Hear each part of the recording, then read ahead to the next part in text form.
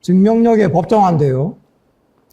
그래서 이게 법원과 검찰의 탄생이라는 부산대 문준영 교수님이라고 계시거든요. 법사학 하시는 분인데, 이분이 쓴 책에 나오는 거를 제가 이렇게 지금 그냥 그대로 옮겨놨는데요. 여기에 보시면은 한 명의 증인, 범행 도구, 작물, 정황 증거, 기타 증거. 2분의 1, 4분의 1의 증명력이 부여될 뿐이고, 이런 증거들이 아무리 많아도 전체적으로 2분의 1의 증명력을 가지는데 그친다. 증명력이 법정화되어 있기 때문에 만약에 요즘 같으면 자유심 증주의 한다 그러면은 범행 도구, 작물, 정황 증거 이런 거 다 막 모아서 전체적으로 종합해서 판단컨대 유죄 이렇게 할 수 있습니다. 자유심 증주의는. 법정 증거주의는 그게 안 됩니다. 딱 정해놓은 그 증거, 증명력에 도달하지 못하면 아무리 많은 이런 증거들이 있어도 안 되는 거예요. 그래서 근데 이 법정 증거주의에서의 풀프루프, 유죄가 증명이 됐다고 보는 거는 2명의 참고인 진술이 있어야 돼요. 그래서 만약에 살인사건이 일어났습니다. 저 사람, 용의자가 있어요. 근데 목격자가 한 사람밖에 없어요. 목격자가 2사람이 내가 저 사람이 사람 죽이는 걸 봤습니다. 이렇게 2사람이 진술하면 풀프루프입니다. 법정 증거주의에 의하면 유죄 선고가 가능합니다. 근데 공교롭게도 한 사람밖에 없어요. 한 사람만 제가 목격했습니다라고 얘기했고 그 주변에 떨어진 칼이라든지 뭐 여러 가지 막 증거들, 이런 간접적인 증거들은 막 있는 거예요. 그렇지만 법정 증거주의 하에서는 한 사람의 목격과 나머지 간접 증거들 가지고는 풀프루프가 안 되는 겁니다. 법정 증거. 유죄 선고를 못 합니다. 그래서 지금 이제 고문이라고 하는 굉장히 비인권적이고 비도덕적인 이 인류 역사 이래 이제 사라진 그런 제도지 않습니까? 근데 재판 제도에서는 굉장히 오랫동안 고문 제도가 있었어요. 왜 고문 제도가 있었냐? 법정 증거주의 때문에 그렇습니다. 아까 말씀드린 대로 한 명의 목격자가 있고 나머지 간접 증거는 있지만 풀프루프가 안 돼요. 근데 사람들이 생각할 때는 굉장히 유죄 심증이 높지 않습니까? 이거는 분명히 저 사람이 살인범일 가능성이 높은데 그때 캐논법에서 정해놓고 있습니다. 그런 경우에 고문이 가능하다. 그냥 아무 때나 막 할 수 있는 게 아니고 지금 법정 증거주의상 이런 증거가 부족할 때 이런 고문을 할 수 있다. 이런 것들이 예전 그 법정 증거주의 하에서는 그 법정화되어 있었습니다. 그래서 고문이라고 하는 제도도 우리가 뭐 알기로는 비인권적이고 비도덕적이고 굉장히 구시대에 정말 있어서는 안 될 악습으로 생각합니다. 뭐 당연히 악습이죠. 악습이지만 역사적 기원과 맥락을 따져보면 이런 식으로 연결이 된다는 거를 한번 말씀을 드리고자 제가 말씀을 드리는 거고요. 그 다음에 저희 그 형사소송법 310조에 보면 자백의 보강법칙이라는 게 있어요. 증거, 내가 자백했어요. 내가 자백을 했거든요. 내가 죄를 지었습니다라고 자백을 했습니다. 자백을 했지만 그 자백만이 그 사람한테 불리한 유일한 증거, 다른 증거가 없는 거예요. 다른 증거가 없고 오로지 그것만 있을 때는 그것만으로 유죄 증거로 하지 못한다. 라고 하는 게 저희 그 형사소송법 310조에 규정되어 있습니다. 이것도 따지고 보면 법정 증거주의가 흔적입니다. 흔적. 그 법정화 시켜놓고 있는 거죠. 아무리 자백을 있다 하더라도 그것만 있을 때는 유죄 판결 못해. 이런 식으로 법정 증거화 시켜놓은 하나의 흔적입니다. 흔적. 자, 아까 말씀드린 대로 완전 증명이라고 하는 게 풀프루프예요. 풀프루프. 풀프루프인데 풀프루프는 법정 증거주의에서 2명의 직접 증인과 또는 자백입니다. 자백. 그래서 한 명만 증인이 있고 나머지 간접 증거 있을 때는 이런 어떤 자백을 받아내기 위해서 고문이라든지 이런 거를 하는 그런 방식이었다고 아까 말씀드렸지 않습니까? 이게 2명의 직접 증인이라고 하는 게 이게 되게 재밌어요. 따지고 보면.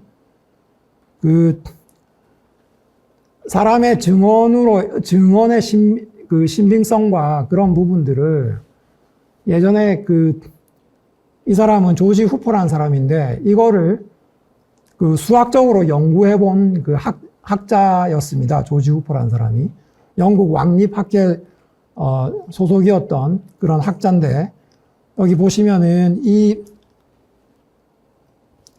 책자는 이게 이제 영국 왕립학회에서 펴내는 철학 회보입니다. 철학 회보. 지금으로 따지면은 학술 잡지인데 역사적으로 한 400년 정도 된 책이고요.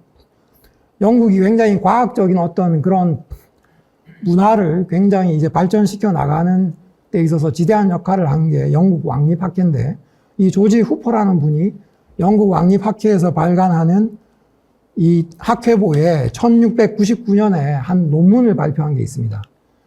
그 논문에 보면 조지 후퍼의 제1명제, 제2명제가 있거든요. 그런데 제2명제라고 하는 게 사람이 증언을 했을 때 그 증언의 신빙성을 수학적으로 어떻게 판단할 것인가 라고 하는 거를 1699년에 논문으로 썼어요. 그러면서 공식까지 만들어 놓은 게 저게 밑에 나와 있는 저 공식이거든요. 그래서 저게 조지 후퍼의 제2명제라고 하는데 두 사람이 아까 진술을 한다 그랬지 않습니까? 그 두 사람이 둘 다 참이라고 얘기하거나 아니면 한 사람은 거짓말 얘기하거나 두 사람 다 거짓말 얘기하거나 어느 한 사람만 참이라고 얘기하거나 이렇지 않습니까? 근데 한 사람이라도 실제 참이다라고 얘기하면 그건 어쨌든 그 사실에 대한 게 자기가 본 거를 사실대로 진술한 거니까 유죄 선고가 가능하지 않습니까? 그게 확률적으로 따지면 75%에 해당이 됩니다. 두 사람의 증인을 요한다는 것이.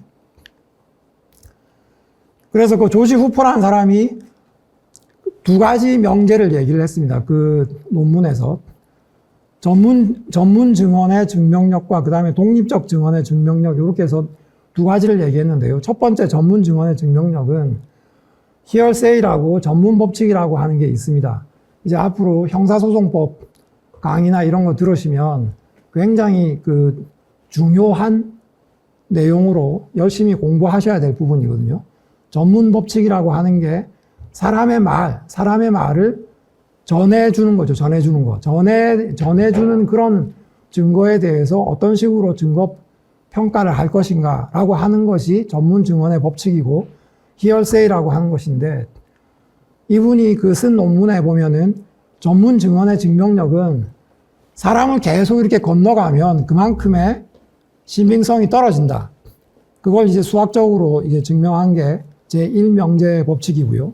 그 다음에 두 번째 법칙이 독립적 증언의 증명력으로서 두 사람이 살인사건의 목격자 신뢰도가 진실을 얘기할 수도 있고 거짓을 얘기할 수도 있다. 그래서 그 사람의 신뢰도는 50%라고 봤을 때 결국 확률은 반반인데 두 사람이 목격자 진술을 했다. 두 사람이 나도 봤어요 이렇게 얘기했을 때 둘 다 거짓을 얘기할 확률은 25%다. 그래서 결국 한 명이라도 진실을 얘기할 확률은 75%가 되는 겁니다. 그래서 법정 증거주의에서 두 사람의 목격자 진술이 풀프루프라고 얘기했지 않습니까? 두 사람의 목격자 진술은 수학적으로 확률적으로 따지면 75%에 해당되는 확률입니다. 그러니까 이거는 한번 그냥 기억해 보시면 좋을 것 같아요. 보통 이제 지금은 자유심증주의 하는 세상이니까 뭐 한 사람이 됐건 두 사람이 됐건 상관없습니다. 그 사람의 진술이 어느 정도 얼마나 신빙성이 있고 이런 거 따지고 나머지 증거들 종합하고 이렇게 하면 되거든요. 그런데 물적 증거나 이런 게 전혀 없을 때가 있어요. 사람 말밖에 없을 때. 그럴 때 수사하다 보면 굉장히 곤란해지는 경우가 많죠. 그럴 경우에 한번 생각해 볼 만한 가치가 있습니다. 두 사람이 같은 얘기하면 75% 참일 가능성이 되는 것이고 예전 사람들 법정 증거주의 하던 시대에 그거는 풀프루프였다라고 하는 거를 한번 생각해 보시는 게 나중에 어떤 뭐 수사라든지 아니면 어떤 뭐 객관적인 어떤 진실을 판단해야 되는 그런 상황에 있을 때 충분히 참고할 만한 기준이 될 수가 있습니다.